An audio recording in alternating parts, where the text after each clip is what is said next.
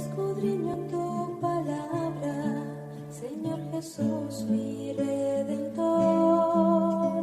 Entonces más profundo entiendo que sin ti yo polvo soy. Tu vida es para mí la vid, yo pámpano para ti soy. Bienvenidos con la siguiente intención en este encuentro con la palabra, en este servicio de nueva evangelización, en el que proclamamos la palabra de Dios para obediencia de la fe, para que lleguen a la fe muchas personas en Cristo Salvador y para que los creyentes puedan crecer en la fe del Señor. Proclamamos la palabra porque Él nos pide que proclamemos la palabra para la obediencia de la fe. Pues todo el que invoque el nombre del Señor será salvo. Pero ¿cómo pueden ellos invocarlo para que lo salve si no creen en Él? ¿Y cómo pueden creer en Él si nunca han oído de Él? ¿Y cómo pueden oír de Él a menos que alguien se lo diga? Así que la fe viene por oír, es decir, por oír la buena noticia acerca de Cristo. Es la palabra de Dios en la carta a los Romanos capítulo 10, 14, 17. En esta tarde los invitamos a unirnos invocando al Espíritu Santo para que sea de verdad su guía en cada corazón el que haga viva y eficaz esta palabra para la fe y para la madurez en la fe. Espíritu Santo, Dios iluminador y guía nuestra, en esta tarde nos confiamos a que tú seas el protagonista en nuestra vida, llevando esta palabra a nuestro corazón. Cada uno de los que ahora escuchamos, te pedimos que seas tú, utilizando los recursos y las palabras de quien anuncia, para que la palabra de Dios transforme nuestra vida eficazmente. El contexto para nuestro encuentro de la palabra de Dios de hoy es la carta a los Corintios en el capítulo 3, en la cual San Pablo continúa argumentando con la comunidad acerca de los problemas que tenían, principalmente las divisiones que habían entre ellos. San Pablo les ha dicho hasta ahora en los 3 primeros capítulos que él fue a anunciarles el Evangelio después de que salió de Atenas, como lo dice el libro de los Hechos de los Apóstoles, y no les habló con palabras de sabiduría, sino que les anunció al Cristo crucificado, la palabra de la cruz. Y les dice esto porque en la comunidad de Corinto habían llegado algunos predicadores con sabiduría, como Apolos, que venía de Alejandría, y se empezaron a crear en la comunidad divisiones. Y algunos pensaban que San Pablo era como de un grupo, lideraba un grupo, pero entonces otros estaban en un grupo de Apolos y otros eran el grupo de Pedro y otros que incluso se llamaban el grupo de Cristo. Entonces San Pablo les habló en los capítulos anteriores de cómo Cristo no está dividido y cómo no está dividido, y Pablo y Apolos, como veremos, son servidores del Evangelio. Entonces, estos partidos se enorgullecían de los predicadores que tenían.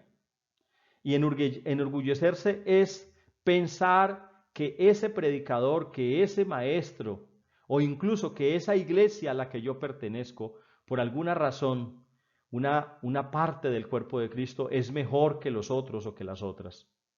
Y entonces estas divisiones, que para Pablo no tenían motivo de orgullo, como veremos, tendrían que ver en la enseñanza de Pablo de que todos los mensajeros, de que todos los predicadores y de que cada maestro y cada obra de Dios, por medio de su Santo Espíritu, se hace para el crecimiento de la palabra de Dios y de la iglesia, que es una sola iglesia. Así nos lo dice en esta primera carta de Corintios, capítulo 3, del 5 al 6, donde estamos poniendo el contexto del texto del día de hoy. ¿Qué es Apolo? ¿Qué es Pablo? Son servidores que recibieron de Dios dones diferentes y por medio de los cuales ustedes llegaron a la fe. Yo planté, Apolo regó, pero el que hizo crecer fue Dios. Tenemos entonces que estos predicadores, que estos grupos que se han formado en la comunidad de Corinto, no tenían razón de ser, puesto que todos los verdaderos anunciadores del Evangelio tienen la función de servir a la iglesia de Cristo y son un regalo para la iglesia de Cristo, para el cuerpo de Cristo. Pero como veremos también, son propiedad de todos. Todos nos pertenecen porque son dados por Dios a toda la iglesia. Así que continuamos viendo entonces en el pasaje de hoy en qué consiste la insensatez que había en la comunidad de Corinto y que puede advertirnos y llamarnos a cuentas sobre lo que puede darse también entre nosotros, en nuestras comunidades, en nuestra vida. Recordemos, leemos la palabra no para hacer un estudio del tiempo de Pablo y Jesús solamente, o de la primera comunidad cristiana, sino para ver cómo esta palabra nos habla al día de hoy. ¿Cuáles las divisiones de los corintios, son algo sin sentido? Y son vacías, son sin sentido, son insensatez, porque si pertenecemos a Cristo, entonces por Él todas las cosas nos pertenecen, como nos va a decir Él en su palabra. Y esto incluye a todos los predicadores y a todos los enviados por Dios a su iglesia. Veamos que todo es nuestro según esta palabra de la carta a los Corintios 3 del 21 al 23. Así que no se sientan orgullosos de sus grandes hombres. Piensen que todo es para ustedes.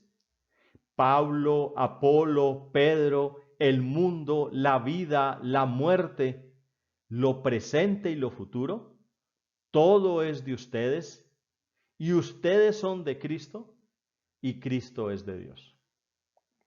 Veamos entonces que en esta palabra de entrada, San Pablo le está diciendo a esta comunidad, vean que no hay sentido, porque todo es de ustedes, todos los predicadores, todos los maestros, toda la obra que Dios suscita por el Espíritu Santo es para su iglesia. No debemos estar celosos unos de otros. En primer lugar, Cristo es el heredero fundamental. Ahora en estos tiempos últimos nos ha hablado por su Hijo, mediante el cual creó los mundos y al cual ha hecho heredero de todas las cosas. Hebreos 1:2. San Pablo en su argumentación les está diciendo a los corintios que el Señor les hace herederos de todo, y eso está de acuerdo con la carta a los Hebreos, quien nos está diciendo, en primer lugar, que las cosas las podemos recibir del que es el dueño de todas las cosas. Es decir, primero tiene que ser el Cristo el heredero de todas las cosas. Y recordemos que Cristo ha sido puesto cabeza de la iglesia, de principados y potestades. Todo se mantiene en Él tiene su consistencia, por Él fue creado todo, dicen los himnos cristológicos. Entonces, en primer lugar, Él es el heredero de todas las cosas. En segundo lugar, nosotros como hijos somos coherederos con Él. Siendo hijos, son también herederos. La herencia de Dios será nuestra y la compartiremos con Cristo. Y si hemos sufrido con Él, estaremos con Él también en la gloria.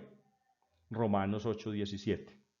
Así que las consecuencias empiezan a ser importantes para nosotros cuando la palabra de Dios nos dice, ustedes, si están unidos a Cristo, tienen la herencia de Él como herencia nuestra. Es decir, vamos a compartir la herencia con Cristo, porque somos sus hermanos. y estamos unidos en Él. Y si hemos sufrido con Él, estaremos también con Él en la gloria. Dos aplicaciones aquí importantes. La primera, si hemos sufrido con Él. Cómo nuestros sufrimientos son los sufrimientos de los creyentes, o sea, de los hijos de Dios, que entienden que están, como dice San Pablo en otra parte, completando los sufrimientos que le faltan a la cruz de Cristo. Es decir, nosotros somos el cuerpo de Cristo. Cristo, la cabeza, está eternamente en el cielo, pero Cristo, su cuerpo, que es el mismo Cristo, sigue peregrinando en esta tierra.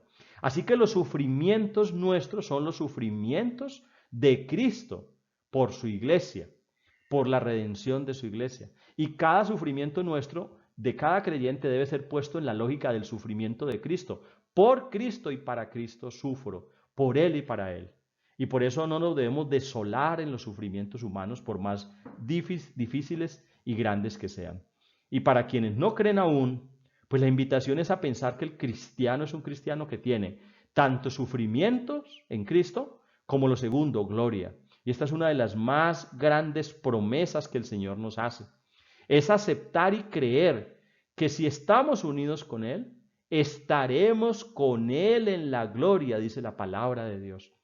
Es decir, el creyente cristiano debe tener conciencia de la seguridad en su salvación. Repito, la seguridad en su salvación. Porque Dios nos eligió desde antes de la fundación del mundo para ser redimidos en Cristo, para llamarnos, nos justificó y dice en Romanos, y a los que justificó los glorificó, es decir, los llevó a la gloria. Así que somos herederos y coherederos con Él de todas las promesas. Pregunta, con semejante maravilla de noticia, con esta alegría tan grande que desborda los cielos, ¿por qué estamos tan preocupados diariamente? ¿Por qué sufrimos diariamente? ¿Qué es lo que nos preocupa realmente? Si como dice un salmo, si tengo el cielo, ¿qué me importa la tierra? En tercer lugar, ¿por qué debemos estar tranquilos y confiados de que todo nos pertenece? O como le dijo a los corintios, los predicadores, las iglesias, etcétera, todas son del cuerpo de Cristo. ¿Por qué? Porque Él nos dio lo más preciado, como lo dice en la carta a los Romanos 8:32. Si ni siquiera se reservó a su propio Hijo, sino que lo entregó por todos nosotros, ¿cómo no nos va a dar con Él todo lo demás? Nos está diciendo entonces que el Señor, Dios Padre, ya sabemos que en la Trinidad está Dios Padre, Dios Hijo y Dios Espíritu Santo. Así que si ni siquiera se reservó a su propio Hijo, sino que lo entregó por todos nosotros, ¿cómo no nos va a dar con Él todo lo demás? Decíamos, si el Padre entregó lo más preciado que tiene, que es su propio Hijo, ¿cómo nos van a dar con Él todos los demás? ¿Qué padre o qué madre no sabe que la entrega mayor que podría ser, la entrega mayor que le podrían pedir es entregar a su propio hijo? Así lo supo Abraham cuando Dios le pidió entregarle a su hijo. Y para darle una lección al pueblo de la fidelidad por un lado de Abraham y de que Dios no pide sacrificios de niños en la época de Israel, cuando en su época se ofrecían sacrificios a Moloc. Así que Abraham tomó la decisión más dolorosa que pudo haber tomado un padre, de entregar a su propio hijo. Así lo hizo Dios el Padre, al entregar a su hijo por nosotros. Pregunta a creyentes, si Dios nos entregó a su propio hijo, ¿no nos dará con él todo lo demás? Ahora, en este todo lo demás debemos entender nosotros, creyentes de hoy, a veces se da una mala aplicación porque se dice todo lo demás es casa, carro y beca, mi vida, mi tranquilidad. Dios, ¿por qué no se ocupa de mí, de mi dinero o de mis proyectos, etcétera? Recordemos que Él nos está hablando de la fe y de la salvación. Es decir, que si tenemos al Hijo de Dios entregado, con Él tenemos todo lo que necesitamos del Padre. Todos los dones del Padre nos va a dar porque ya nos dio al don más grande, a lo que le costó más, que fue a su propio Hijo. Entonces, con esa lección también nosotros aprendemos a confiar y a esperar en el Señor, pero sabiendo, podemos esperar en Él si estamos viviendo en Él. Es decir, si estamos viviendo en Cristo, si estamos obrando en la santidad que Él nos pide, sed santos como mi Padre es santo. Es decir, obrando con la obra del Espíritu Santo en nosotros. Es decir, una vida cristiana de santidad, de gloria para Él.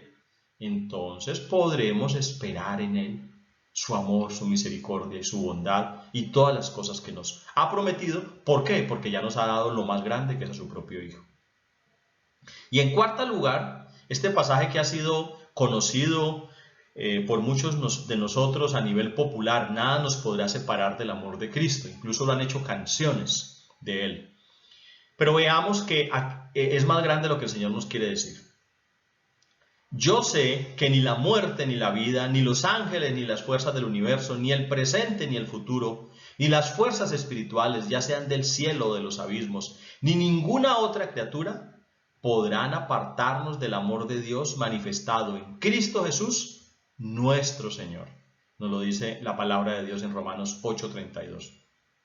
Entonces, vemos en estos 4 aspectos que el Señor, que primero es cabeza de la iglesia y tiene el poder y es heredero de todo, nos hace sus coherederos con Él y tenemos derecho a todo en Él. ¿Cómo no nos va a dar la iglesia que nosotros queremos? ¿Cómo no nos va a dar esa comunidad de fe cristiana que anhelamos para celebrar y amar? ¿Cómo no nos va a dar con Él los profetas, los apóstoles que necesitamos? ¿Cómo no? Porque Él ha prometido llevarnos a la gloria. Si nos dio lo más preciado, como dice en Romanos 8:32, a su propio Hijo, ¿cómo nos va a dar todo? Y además, debemos estar seguros que si estamos en Él, si Él nos ha permitido ver su gloria, recibir su amor, es decir, si Él nos ha mostrado, como dice San Pablo, nos ha revelado a su Hijo en su corazón, si podemos ver la salvación en nuestra vida, debemos estar tranquilos porque nada nos podrá quitar esa vida en Él, nada nos podrá separar de su amor y ni siquiera las fuerzas del mal. Algunos a veces tienen temor a las fuerzas del mal, como que las fuerzas del mal pudieran venir sobre un creyente y apartarlo de Dios. Un creyente que está confiado en el Señor, sin permiso del Señor, no es posible. Nada, ni principado, ni potestad, ni ningún poder espiritual, ni terrenal. Y atención, ni siquiera mis pecados me pueden apartar del amor de Dios. No porque mis pecados no ofendan a Dios, sino porque mis pecados, cuando yo soy un elegido del Señor, un llamado y vivo en Él, han sido perdonados en la cruz de Cristo. Y deberé pagar el precio, deberé ser disciplinado, deberé sufrir cada pecado, deberé confesarlo al Señor y reconocer que Él me ha perdonado en la cruz. Pero ni siquiera el que yo sea un pecador, el que sea una persona pecadora, y entonces me podrá separar del amor de Dios, porque algunos piensan, como yo soy tan pecador, tal vez yo nunca llego al cielo. Lo que pasa es que eso no depende de que yo sea pecador, porque si dependiera de que yo sí fuera pecador, soy pecador, ningún ser humano llegaría al cielo, ni yo ni ningún ser humano, ni el Papa, ni San Francisco, ni ningún reformado, ni ningún cristiano del mundo llegaría al cielo, porque solo en Cristo puede ser. Y el Señor nos está prometiendo, nada nos podrá separar y apartarnos del amor que tendremos, ¿dónde? En la gloria, como nos dijo en Romanos 8:17, con Él. Veamos entonces, a continuación, la segunda parte. Pero veamos, antes de la segunda parte, veamos la conclusión. Es decir, que todo es nuestro. La conclusión de esta primera parte es que todo es nuestro. ¿Qué significa que todo es nuestro? San Pablo les dice, cada ministro del Evangelio es un regalo de Cristo a toda la iglesia. Y aquí podemos decir, cada ministro del Evangelio que ha venido, para unos y para otros a veces es escandaloso, pero cada gran ministro, San Agustín, ha sido dado un regalo para la iglesia. Martín Lutero, un regalo para la iglesia, para toda la iglesia. Santo Tomás, un regalo para toda la iglesia. Juan Calvino, un regalo para toda la iglesia. Y todo verdadero anunciador del Evangelio en la historia de la salvación son regalos de Dios, porque es que Dios es el que lo hace. Es la obra del Espíritu Santo. Así que todos nos pertenecen. Así que no debemos tener ningún temor. porque el Evangelio es de todo el cuerpo de Cristo, no de unos ni de otros, no de una iglesia ni de otra iglesia. Suelo decir, el Evangelio no es copyright, es decir, no es marca registrada de ninguna iglesia. Nadie puede decir, yo sí tengo Evangelio y los demás no tienen Evangelio. Pero hay un problema, y es que a veces escuchamos, principalmente los católicos, escuchan hablar a otro de Evangelio y dicen, eso es de los reformados, yo no tengo Evangelio. Será lo más triste que el cristiano católico, también como el cristiano evangélico y el ortodoxo y todo cristiano, tenga que decir que el Evangelio es de otros. El Evangelio es de todo el cuerpo de Cristo, y mientras yo esté en el cuerpo de Cristo, estoy en su palabra y tengo ese regalo que el Señor nos hizo a toda su iglesia, y a todos los podemos aprovechar. El sacerdote Gustavo Baena, sacerdote jesuita, enseñó durante toda su vida, hay que buscar la verdad donde esté, la verdad donde esté, la verdad, los textos, los libros, los sermones, las predicaciones que mejor te ayuden a vivir en la presencia de Dios y en la obra de Dios. Tenemos grandes maestros como Agustín, como Santo Tomás, y tenemos otros grandes predicadores de todas las formas y colores que nos han llegado hasta nosotros. También otra conclusión de la primera parte es que la rivalidad y los celos son inadecuados e innecesarios, no tienen sentido. Son inadecuados e innecesarios. ¿Y por qué son innecesarios? ¿Por qué? Como nos lo va a decir la cita. Dice, sabemos que Dios dispone todas las cosas para el bien de quienes lo aman, a los cuales Él ha llamado de acuerdo con su propósito, en Romanos 8:28. Entonces, si Dios dispone todas las cosas para nuestro bien, pues ¿de qué sentido tiene discutir nosotros por unas cosas que les han dado a unos y otras a otros? Por unos que hablan aquí y otros que hablan allá. Dice el autor, la incredulidad dice, ¿cómo lo hará? Expliquemos esto. Cuando alguien es incrédulo dice, no, ¿cómo hará el Señor eso? Eso no es posible. ¿Sí? La incredulidad se pregunta, ¿cómo lo hará? En cambio, la fe, cuando es fe verdadera, dice, ¿cómo no lo hará? Es decir, explicamos lo de la fe. Si conocemos a un Dios verdadero y el Dios nos ha hablado y nos ha manifestado todo lo que nos ha dicho, por ejemplo, en las palabras del día de hoy, ¿cómo no hará? Es decir, ¿cómo no nos entrega esas pequeñas cosas cuando nos ha dado lo más grande que es el Hijo de Dios? ¿Cómo lo hará? Dice la incredulidad. Mientras la fe dice, ¿cómo no lo hará? Es un Dios que no miente. Dice en la palabra de Dios, ¿acaso soy yo hombre para mentir? Dios no miente. Así que la palabra y su promesa es verdadera para nosotros. Entonces, en una obra de Martín Lutero que se llama La libertad cristiana, para aplicar un poco lo que estamos diciendo, dice Martín Lutero, el cristiano es un hombre libre, señor de todo y no sometido a nadie. Paremos hasta ahí en la frase, en el texto. El cristiano es un hombre libre, señor de todo y no sometido a nadie. ¿Qué significa esto? Pues lo que está diciendo allí. El cristiano es señor de todo, porque lo ha dicho San Pablo. Todo es de ustedes, todo les pertenece, porque todo nos pertenece en Cristo, porque todo lo pertenece a Cristo. Esperamos que sea claro lo que hemos explicado esta tarde. Entonces, el cristiano es señor de todo y no está sometido a nadie. Qué tremendo. Alguien dirá, no está sometido a nadie. Bueno, humanamente estamos sometidos a las autoridades. Sí, así nos manda la palabra de Dios, a respetar las autoridades de cada nación, de cada territorio. Entonces, pero por una parte el cristiano en realidad no está sometido a nada ni a nadie, ¿sí? Porque está en el Señor Jesucristo. Pero la segunda parte es la que vamos a ver a continuación. El cristiano es un siervo al servicio de todo y a todo sometido. Si en Cristo Él no debería estar sometido a nadie, porque es Señor de todo, porque todo nos pertenece, entonces en Cristo también se hace ¿qué? Un siervo al servicio de todo y de todos. Soy un señor y soy un esclavo. Soy una señora y soy una esclava, dirá la dama. Es señor de todo en Cristo, pero esclavo de todo y siervo de todo, de mis hermanos, de mi esposo, esposa, de mi madre, de mis hermanos, de mi trabajo, de todos. ¿Por qué? Porque en Cristo me hago un esclavo de todos. Y es lo que vamos a ver a continuación, como una prevención para que alguien pueda llegar al orgullo diciendo que todo me pertenece. Vamos a verlo. El título entonces de esta tarde, de esta segunda parte, será que nosotros somos servidores de todo, pero del Señor, le pertenecemos al Señor. Empecemos con el contexto. San Pablo estaba hablando de que no había que llegar al orgullo, de que no había que vanagloriarse, dice, sin lugar al orgullo. Entonces, primero, nuestro privilegio no admite el orgullo. ¿Cuál es nuestro privilegio? Que todo nos pertenece en el Señor Jesucristo, como hemos visto.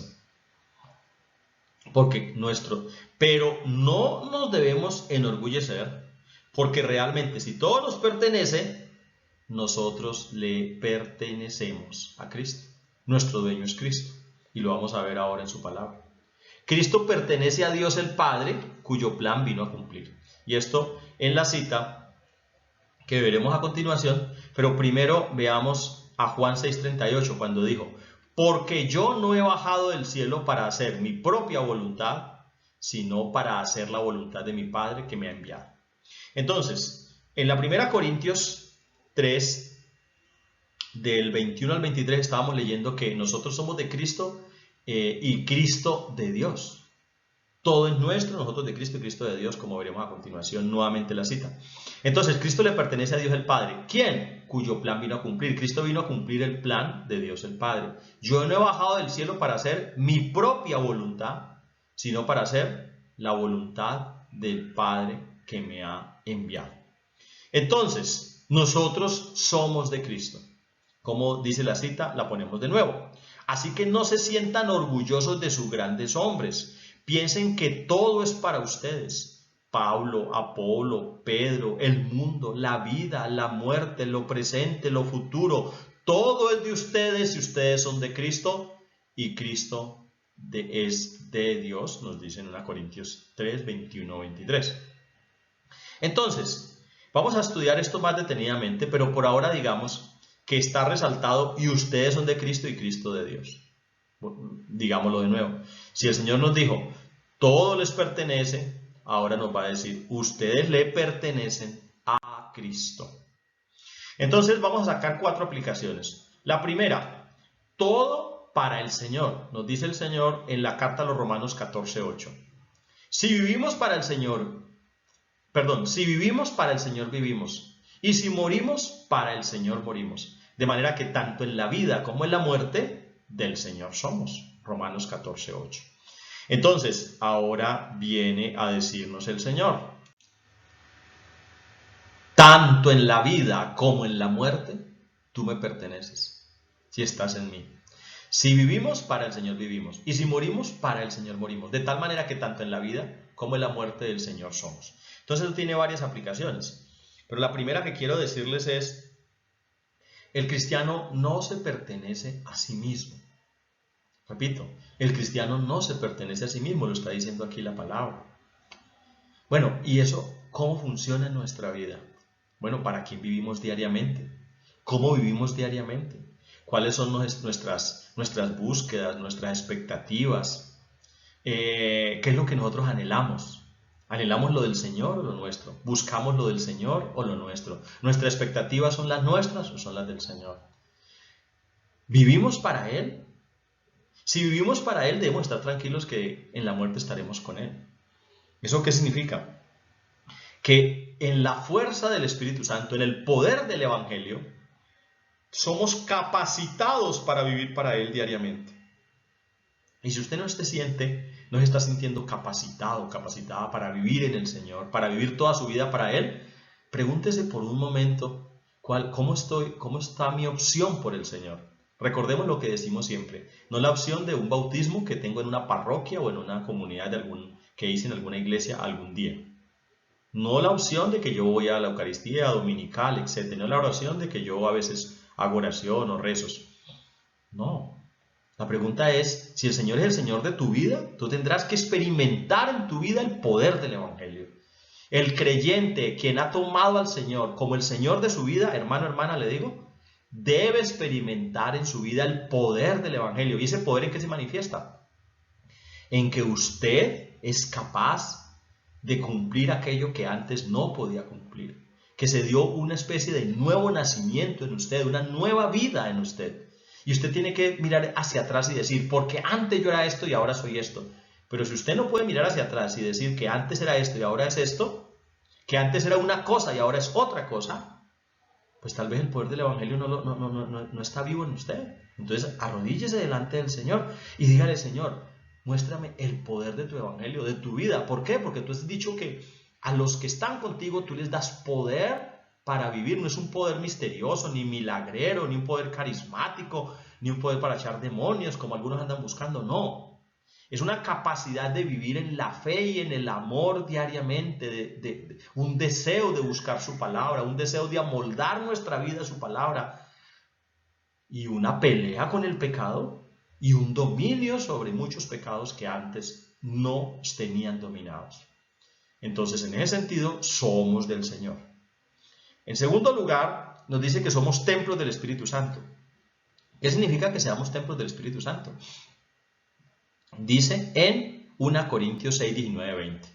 ¿No saben ustedes que su cuerpo es templo del Espíritu Santo, que Dios les ha dado, y que el Espíritu Santo vive en ustedes, y ustedes no son sus propios dueños porque Dios los ha comprado?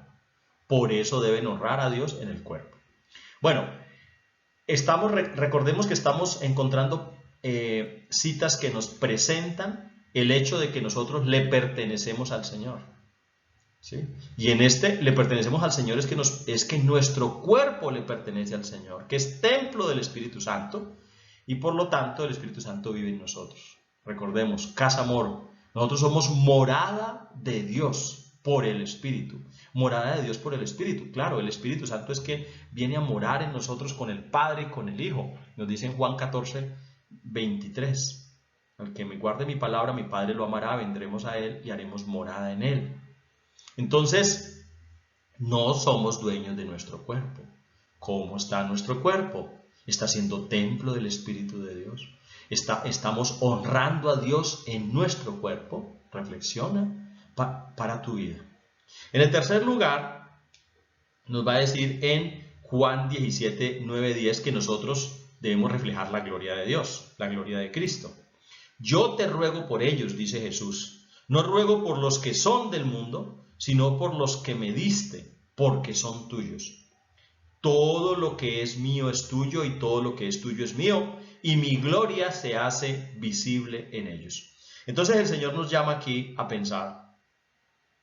El Señor Jesucristo ora al Padre, y miren cómo ora. Ora por nosotros, ora por los suyos, y no está orando por los del mundo.